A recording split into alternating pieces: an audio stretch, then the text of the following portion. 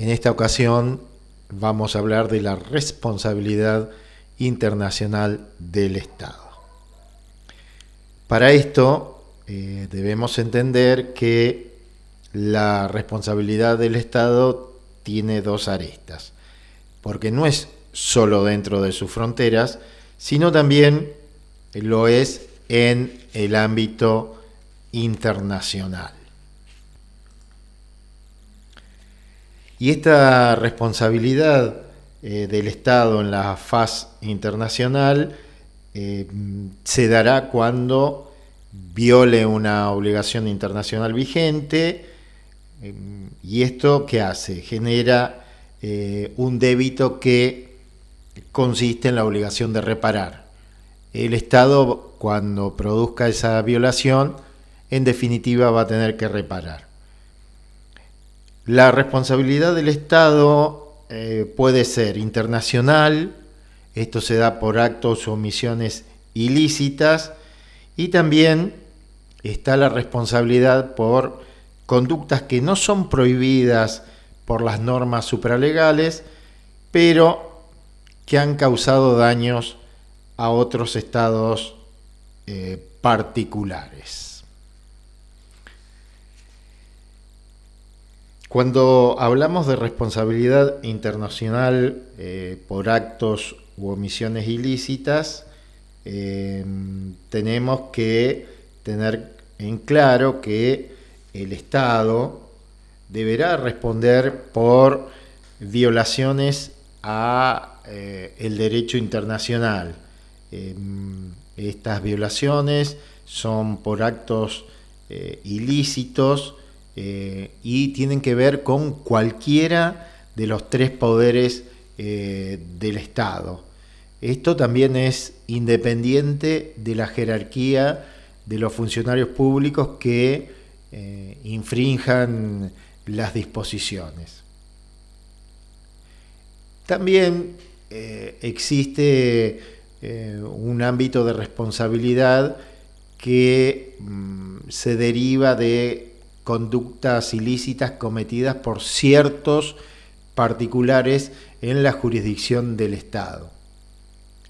Y para esto se requiere que el deber de actuación que tiene que tener el Estado, el deber de actuación estatal, tiene que tener un conocimiento de la existencia de esta situación en riesgo real e inminente, y también en la posibilidad de que el Estado pueda adoptar medidas de prevención y protección. Con relación a los actos ilícitos, tenemos que tener en cuenta que según la jurisprudencia arbitral y las decisiones de la Corte de La Haya, la obligación de reparar es un principio del derecho internacional. La violación de la normativa internacional puede involucrar de algún modo específico el perjuicio de los derechos humanos, y tal es así que la Convención Americana de Derechos Humanos, en el artículo 1.1, impone como obligación a los Estados miembros que deben respetar los derechos y libertades que están reconocidos por ella y garantizar el libre ejercicio, el pleno ejercicio a toda persona que esté dentro de su jurisdicción. No tiene que haber ningún tipo de discriminación. Hay dos compromisos a nivel internacional que tienen distinto tipo de exigencias. Por un lado, los derechos civiles y políticos, cuyos deberes tienen que ver con la asunción inmediata de políticas para su satisfacción. Eso genera una obligación jurídica del Estado, en tanto que para los DESC, los derechos económicos, sociales y culturales,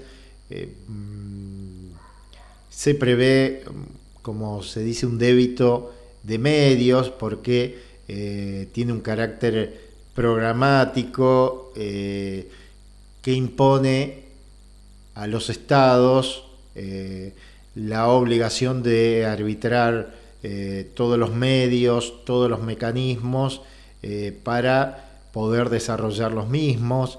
Ya lo vieron en el punto específico, que son diseñar, implementar y controlar la ejecución de los programas que resulten necesarios para posibilitar el goce efectivo de los mismos.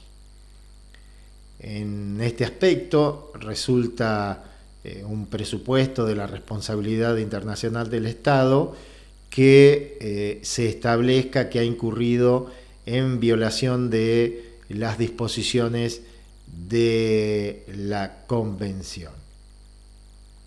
Y por el principio de subsidiariedad que se contempla en el artículo 46, especifica que la responsabilidad va a nacer luego de haber contado con la posibilidad de reparar el daño ocasionado y la imputación. Hay que tener en cuenta que primero está llamado a investigar, sancionar y reparar. ¿Quién es el que primero debe hacer esto? Es el propio Estado. La violación internacional por derechos humanos va a surgir a partir de que el Estado no cumpla con esto, no investigue, no sancione, no repare. Ahí surge la omisión por esa actuación, o porque no la hicieron, o porque la actuación fue inadecuada.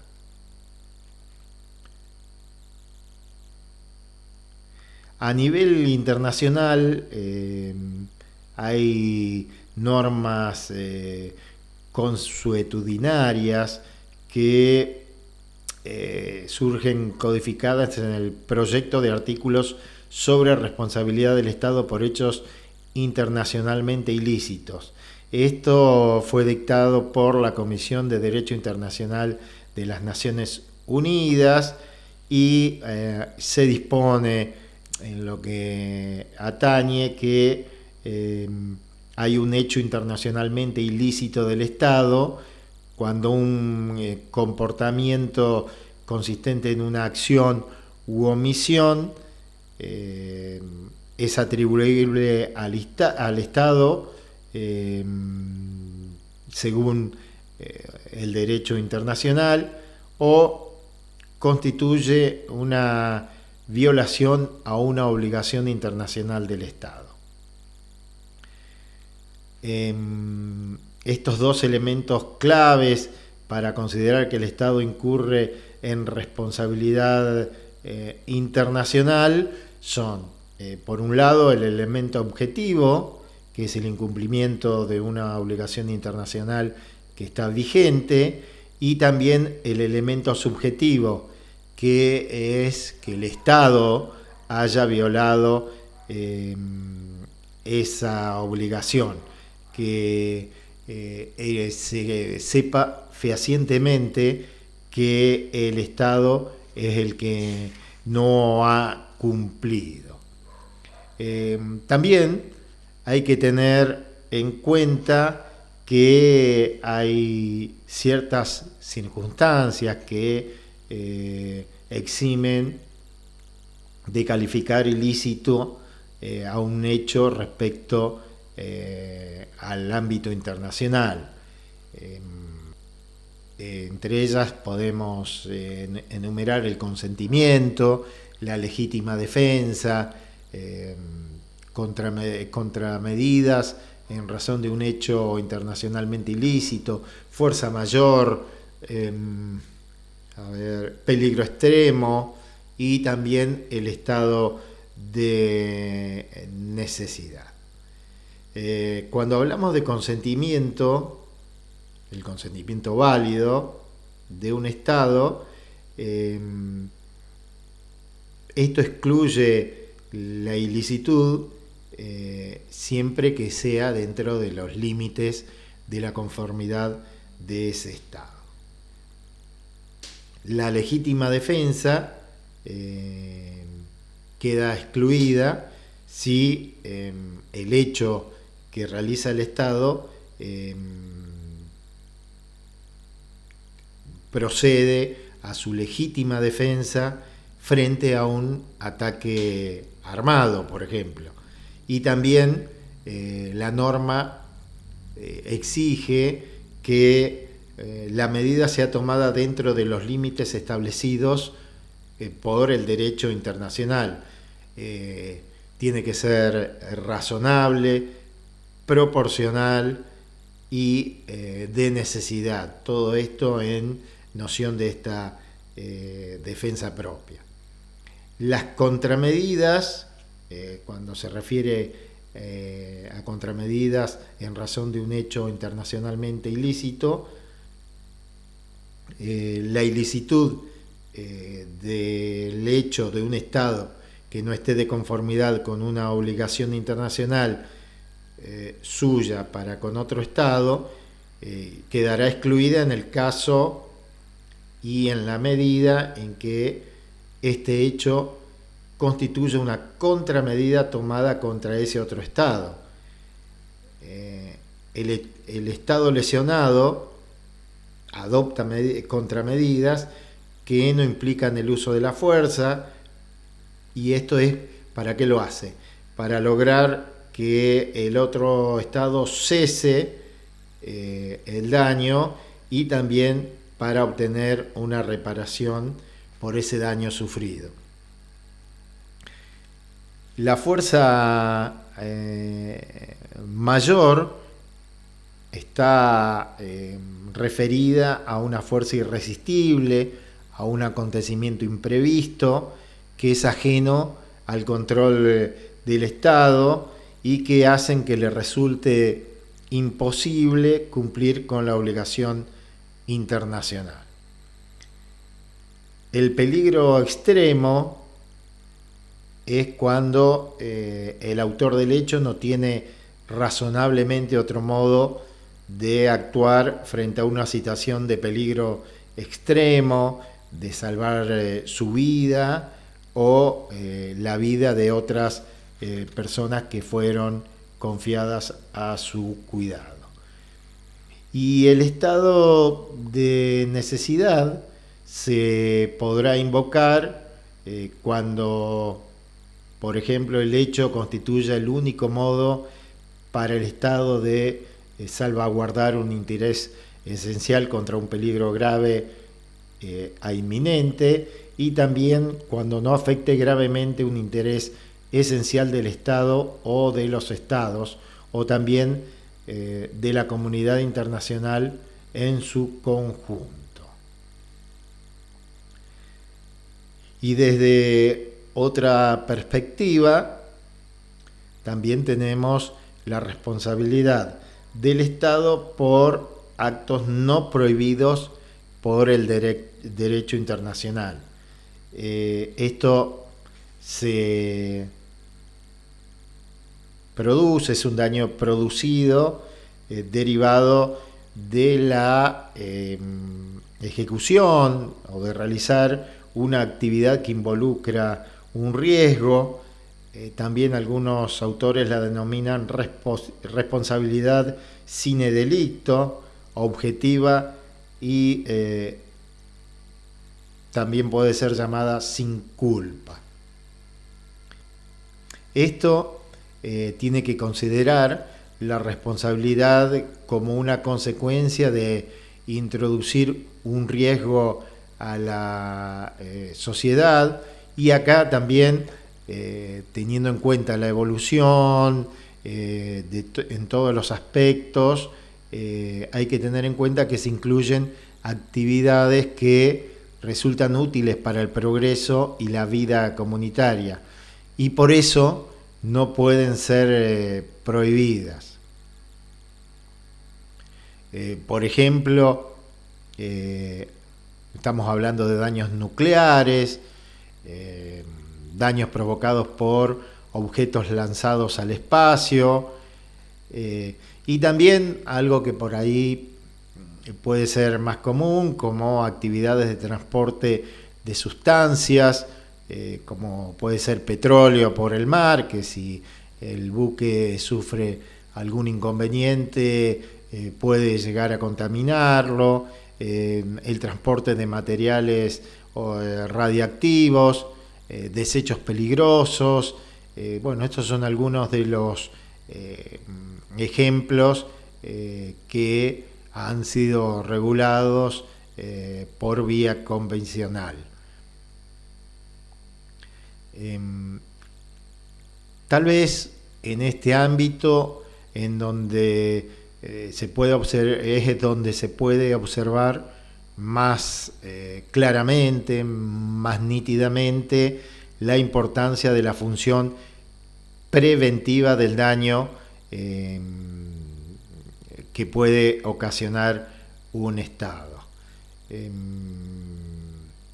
Para ello se ha dispuesto que cuando se trata del desarrollo de actividades que pueden resultar riesgosas, para realizarlas se deberá minimizar la posibilidad de producción de daños.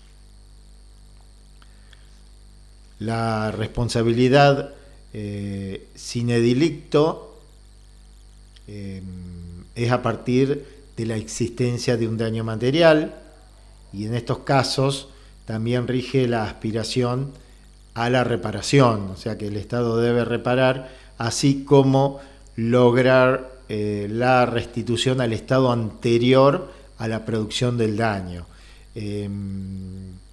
Quiere decir que cuando se produce un daño material hay que tratar de volver al estado anterior lo que fue dañado.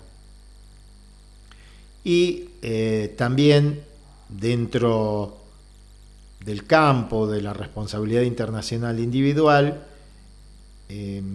tenemos que señalar que el individuo incurre en esta responsabilidad cuando no cumple obligaciones del derecho humanitario bélico, y esto trae aparejada consecuencias que son sanciones penales y subsidiariamente reparatorias.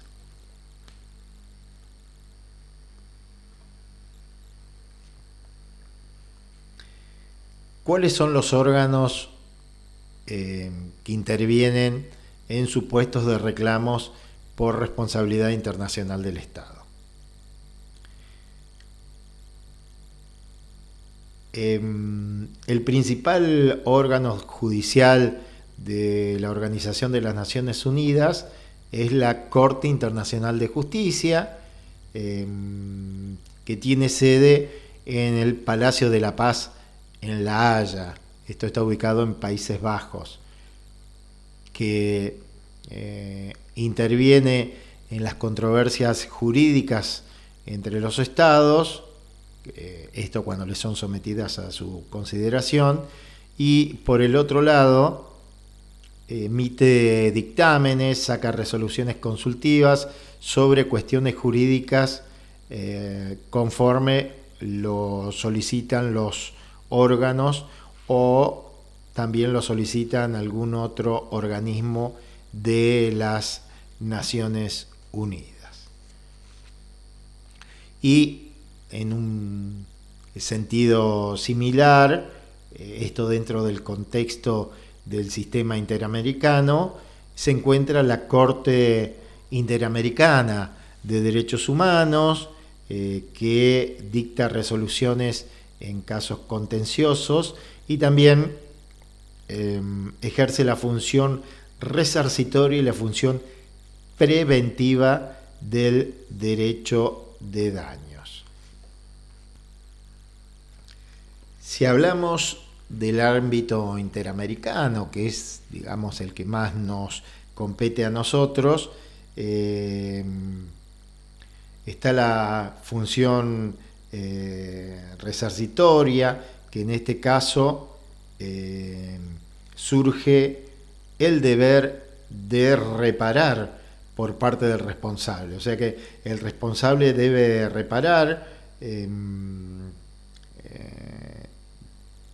hay que colocar al damnificado en una situación igual o lo más aproximada posible a la situación que se encontraba antes del hecho que lo lesionó, y esta finalidad resarcitoria aspira a lograr una razonable equivalencia jurídica entre el detrimento y su reparación. Sería entre este daño y la reparación que debe realizarse.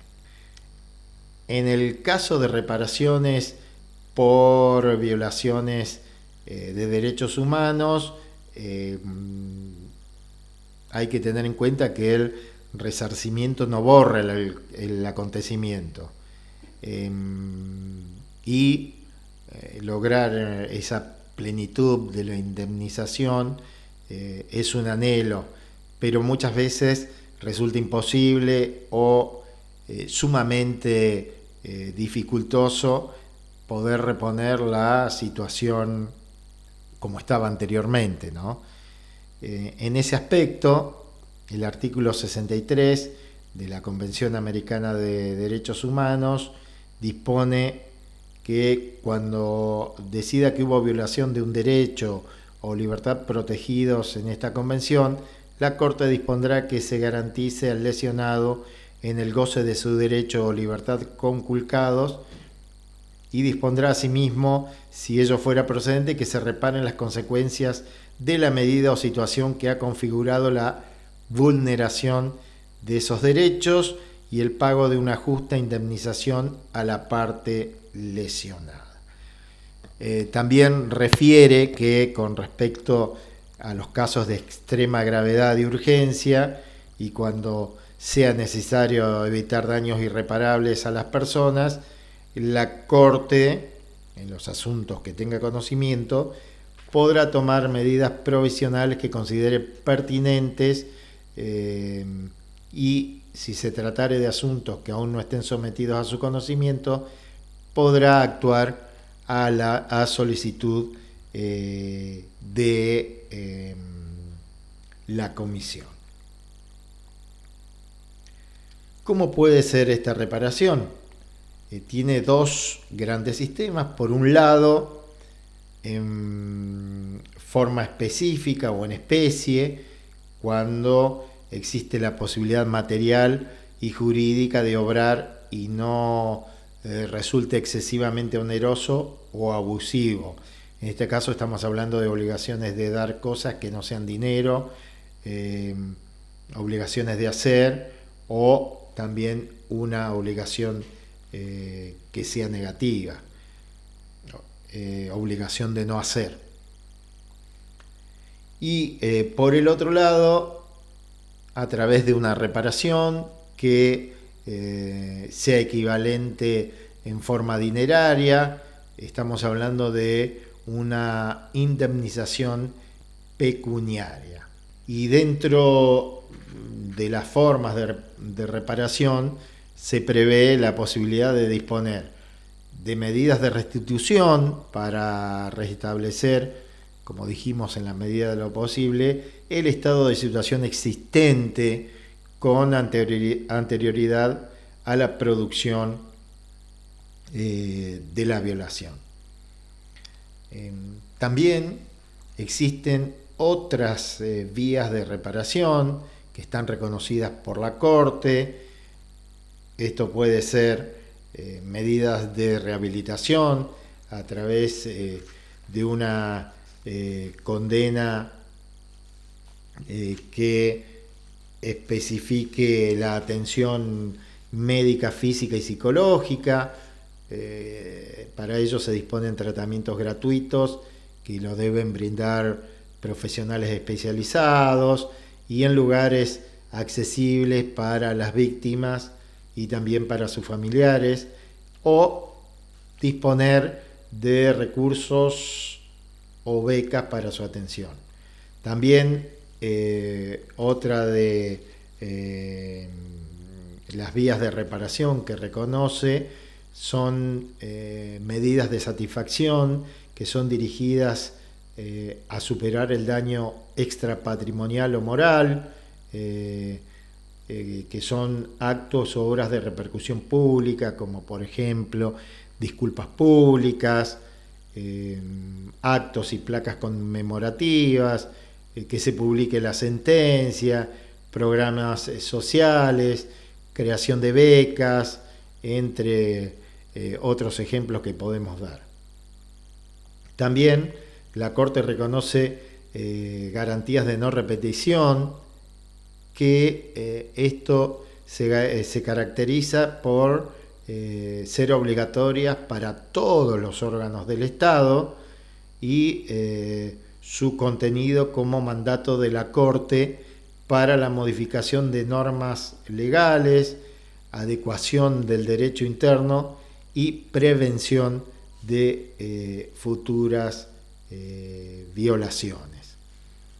También el Estado tiene la obligación de investigar, juzgar y sancionar. Para ello el Estado deberá utilizar todos los medios disponibles, todos los medios que tenga, como les decía, para investigar, juzgar y sancionar. Y también se ha decidido que el Estado no puede recurrir a instituciones tales como la prescripción, la amnistía u otras similares que impidan la sanción a los responsables. La prescripción, se produce a través del paso del tiempo, quiere decir que si el hecho transcurrió mucho tiempo no puede ser investigado, ya perdió la posibilidad de ser investigado, pero como les decía, el Estado debe abstenerse de ello. Y también de la amnistía, que es una forma de extinguir el delito y la responsabilidad penal de ciertas personas dada por el mismo Estado. Estas dos cosas, prescripción y amnistía u otras similares, no pueden ser utilizadas por el Estado. También tenemos la función preventiva. ¿Por qué hablamos de esto? Porque es necesario, hay que enfatizar que la prevención debe abarcar un espacio temporal que debe ser anterior a la producción, a la continuación o al agravamiento del o de los perjuicios. ¿Qué quiere decir esto? Quiere decir que hay que tener una actitud optimista, que no debe ser ingenua, pero sí esforzada, para hacer todo lo posible para que los daños no ocurran. En este sentido ha cambiado un poquito la regla de juego, porque antes era contamino y pago, porque igualmente les producía ganancias. Muchas empresas o muchos estados se arriesgaban, contaminaban y decían, bueno, después hago el resarcimiento, porque igualmente tenían ganancias mucho más superiores que ese resarcimiento. Y esto ha sido cambiado, ha sido reemplazado por una prohibición rotunda, la de no contaminar. Y con respecto a esto, en el ámbito internacional, algunas condenas han incluido ciertas disposiciones, como la capacitación de operadores que deben realizar programas específicos y cursos formativos. Esto ha sido alguna de las disposiciones que en el ámbito internacional se han incluido, estos programas específicos que deben realizar, estos cursos que deben realizar los diversos operadores, y también la inclusión de garantías de no repetición, no volver a realizarlas. Bueno, acá lo que hemos hablado, en este caso de la función resarcitoria, cuáles son las modalidades de reparación, lo hemos especificado, pero lo damos nuevamente rápidamente: en forma específica o en especie, en equivalente dinerario, en medidas de restitución, medidas de rehabilitación, medidas de satisfacción, garantías de no repetición y obligación de investigar, juzgar y sancionar. Y en la función preventiva se tienen que dar estos caracteres: que sea de extrema gravedad, urgente, tratar de que no ocurran daños y capacitar al personal y a los operadores.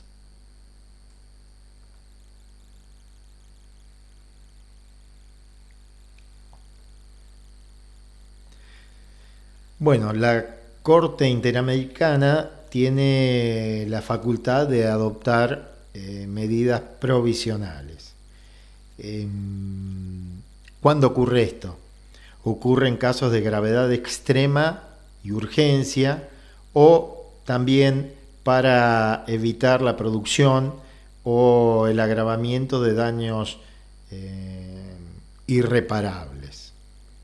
Esos son los dos supuestos en donde la Corte Interamericana puede adoptar medidas provisionales.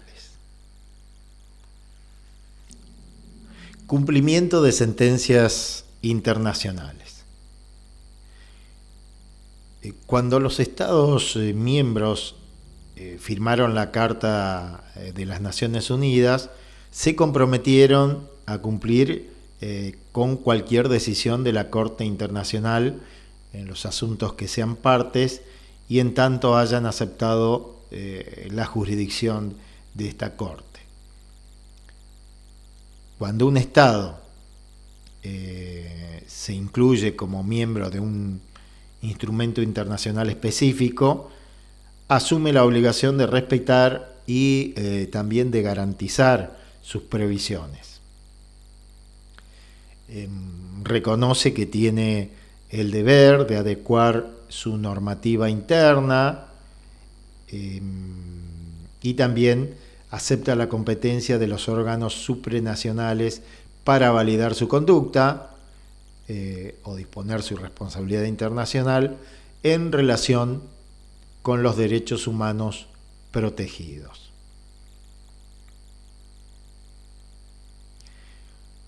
Con respecto a la obligatoriedad de las decisiones de los órganos de derechos humanos, por regla, se sostiene la no intromisión de los tribunales internacionales en el derecho interno de cada Estado miembro. Sin embargo, estos Estados reconocen y admiten la autoridad de los órganos de derechos humanos para revisar el cumplimiento o no de las obligaciones que han contraído internacionalmente.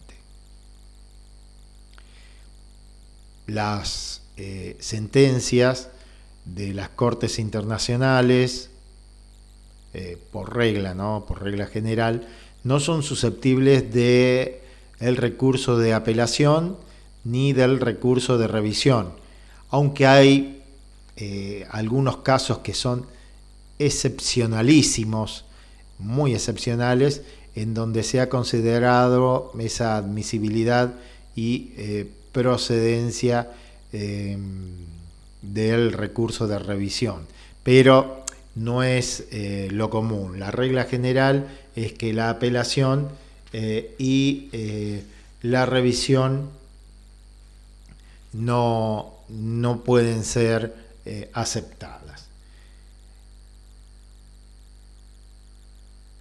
Para la efectivización de las sentencias que fueron dictadas por la Corte, se necesita la colaboración del Estado miembro.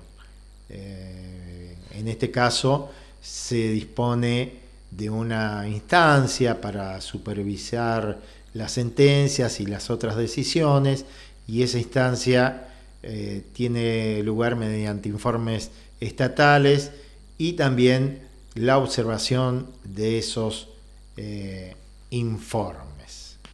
Bueno, esto ha sido todo por el momento. Hasta un próximo encuentro.